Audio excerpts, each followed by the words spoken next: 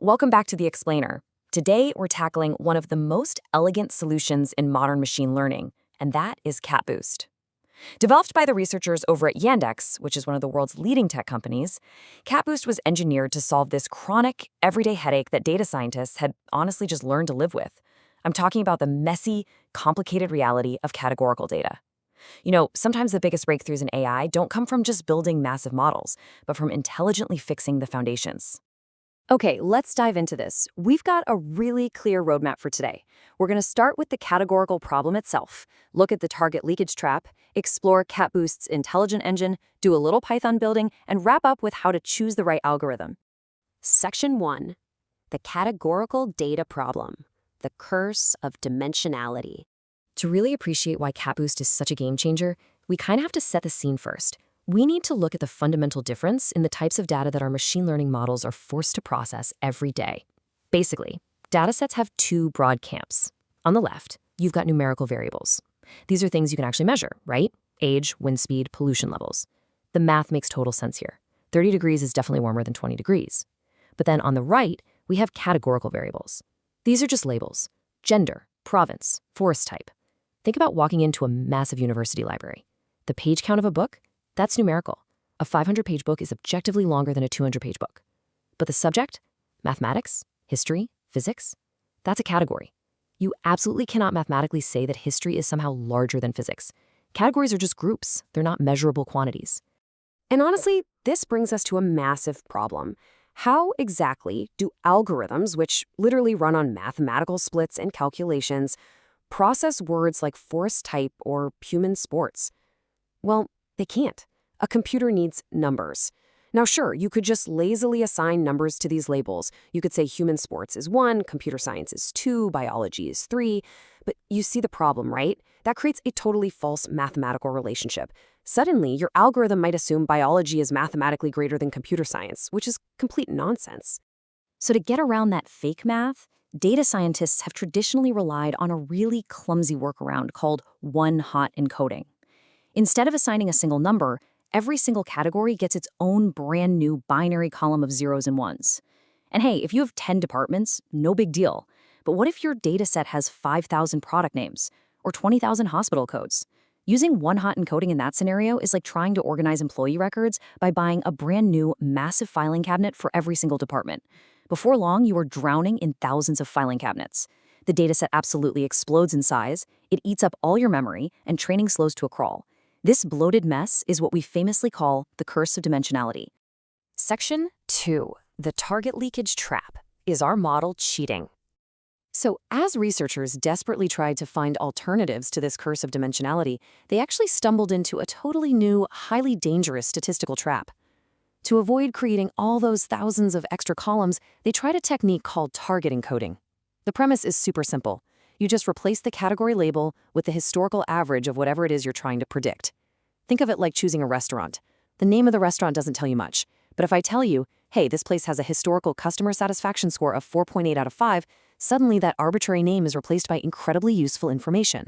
The categories become informative because they're represented by actual statistics learned from past data. But here is the fatal flaw with traditional target encoding. Let's say we calculate the historical average using all the students in a dataset to predict if a specific student is going to pass an exam. Well, we are accidentally using that specific student's own exam result to calculate the average. Basically, the model is seeing the answer key before it even takes the test. We call this target leakage. It happens whenever information that really should remain totally unknown during prediction gets accidentally baked in during training. Imagine a detective investigating a crime scene. If someone secretly slips the detective the judge's final verdict before the investigation even starts, the whole process is ruined. The conclusion biased the investigation. When an algorithm suffers from target leakage, its training accuracy will look absolutely amazing. But the second you deploy it in the real world on unseen data, it completely falls apart. Section 3. CatBoost's intelligent engine, eliminating the leakage. And this is exactly where Yandex stepped in. They asked a brilliant question. What if an algorithm could understand categories directly, without the massive bloat of one-hot encoding, and without the cheating of target leakage? So the crucial point here is CatBoost's first major innovation, which is called ordered target statistics. Instead of calculating category averages using the entire dataset all at once, CatBoost processes the observations one by one, strictly in a random order. It computes the stats using only the observations that came before it. Future data is completely, strictly ignored. It's kind of like a teacher grading a class week by week. By week 5, the teacher only knows exactly what happened in those first 5 weeks. The future exam scores? Totally unknown. And that guarantees a fair, unbiased evaluation. By forcing the algorithm to learn under these very realistic sequential rules, ordered target statistics ensure the model is going to generalize beautifully when it finally hits completely unseen real-world data. Now, their second major innovation is ordered boosting. A lot of the older gradient boosting models really suffered from something called prediction shift. It's this subtle bias where models indirectly use information generated from the exact same observations during training, which makes them way too optimistic. Ordered boosting fixes this by functioning literally like a relay race. A runner only gets the baton from the previous runner. They can't get any help from someone further down the track. Every single prediction relies only on models built from earlier observations. And when it comes to handling massive datasets with high cardinality, which just means features that have tens of thousands of unique categories, CatBoost uses Category Target Statistics, or CTR for short. CTR acts like a built-in translator. Instead of making 50,000 new columns for 50,000 product IDs, it just creates a really reliable statistical summary. But here is the coolest part. CatBoost learns from missing values naturally. Sometimes the mere fact that data is missing is a huge clue in itself, and CatBoost actually learns from that blank space without forcing you to manually guess and fill in the blanks with artificial data. Section 4. Building CatBoost in Python, Theory to Practice. Let's take all this brilliant theoretical math we just talked about and actually translate it into practical Python code. We'll use a running example of predicting environmental PM2.5 pollution from wildfires. Now, while CatBoost is pretty famous for performing incredibly well right out of the box, understanding its core hyperparameters is absolutely crucial. They act as the structural bridge to get you that perfect model. You control the iterations, which is how many decision trees it builds, the learning rate, how aggressively each new tree contributes to the final outcome, depth, how many levels each tree has, which we usually keep between 4 and 10 so it doesn't just memorize the data, and the loss function, which literally tells the model what mathematical goal it's trying to hit, like root mean squared error if you're predicting continuous numbers. Now, what's really interesting here is the code snippet itself. This is where CatBoost seriously flexes its muscles. If you've got messy wildfire data with categorical labels like province and forest type, you do not need to spend hours doing manual one-hot encoding. You literally just pass a list of those feature names right into the categorical features parameter. Boom. With that single line of code, CatBoost handles the whole translation internally. And once your model is trained, CatBoost hands you this really clear feature importance ranking. You can instantly see that things like previous PM 2.5, wind speed, and temperature are heavily driving the predictions. It tells us exactly which variables matter most, easily separating the critical environmental signals from all the background noise. But as any good data scientist knows, knowing what matters isn't always enough. We really need to know why.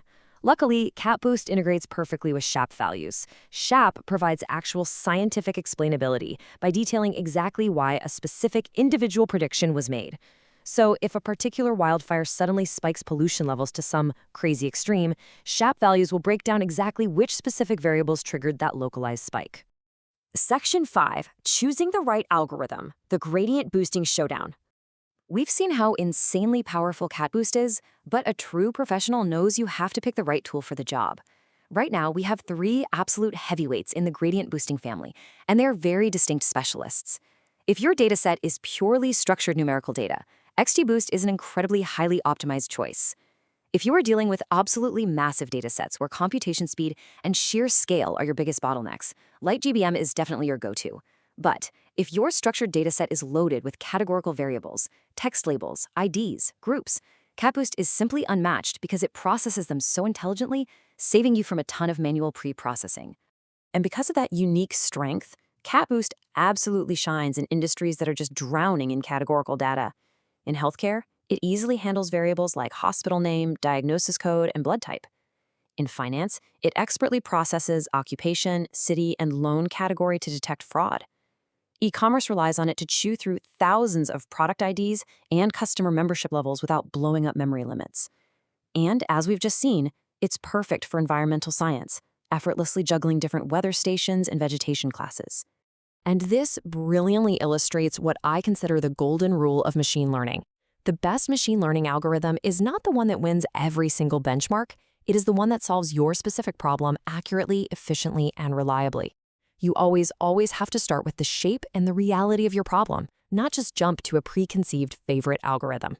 So we've unraveled how CatBoost outsmarts the Curse of Dimensionality, how it completely prevents target leakage through sequential statistics, and how it empowers you to build highly accurate, interpretable models with barely any pre-processing. It is an absolute powerhouse for categorical data. So I'll leave you with this provocative thought as we wrap up today. Take a look at the data sitting on your desk right now. Which algorithm will you choose to solve your next messy data set?